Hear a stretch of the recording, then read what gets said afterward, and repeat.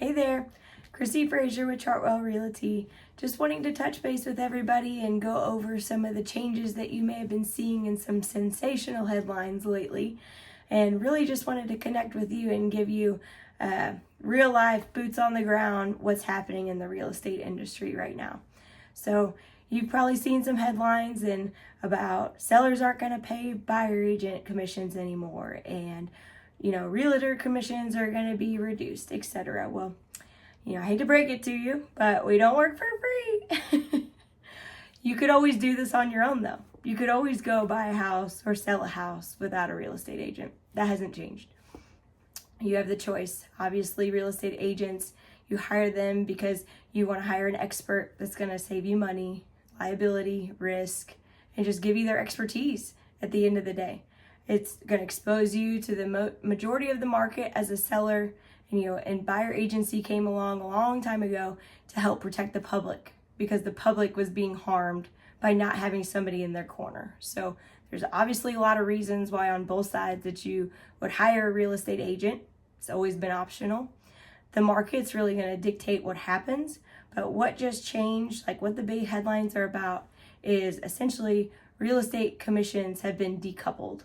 So something that used to be negotiated only on the seller end and upfront for both sides, of if a buyer agent brings their buyer, that listing brokerage used to pay that buyer agent for, again, helping them complete the sale, essentially. Well, now with commissions being decoupled, so separated from each other, of the selling side and the buying side, it just essentially means that there's got to be more transparency, which is, again, a good thing that came from this. More transparency on the buyer side.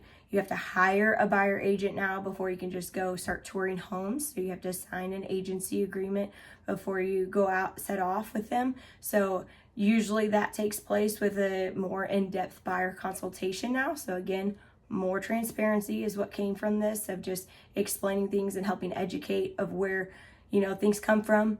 At the end of the day, sellers need buyers and buyers need sellers. So the buyer's bringing the money for a house. I mean, if you ask me, all along the buyer was paying both sides of real estate agents in the end, because they gave X dollars for the house. And if you walked away getting money from that, it's because the buyer brought the money. The seller brought the real property, but that's neither here nor there. Anyways, more transparency and essentially just breaking those apart is what really changed in the industry. How buyer agents are being compensated is really the nuts and bolts of it, and that's now got to be lined out with a buyer ahead of time before you just go out and start touring houses and working essentially for a buyer. So big changes, but little changes all in the same regard. I mean, like I said, sellers still need the buyer to come through and buy the house in order for them to complete their sale. And then buyers still need houses available to be shown to them. So at the end of the day, there's still going to be a market happening, and what happens in that market, supply and demand, is going to dictate who pays what. If there's multiple offers on the table and that one buyer is asking for the seller to contribute to paying the agents versus they're paying their own agent, obviously that offer might get accepted in one way or the other, but the market is going to essentially dictate how that all comes to play. So it's not just done up front ahead of time. So I just wanted you to hear it from me of what's really happening as you see some of these headlines, and just let you all know that I'm happy to assist you in the market if you need assistance.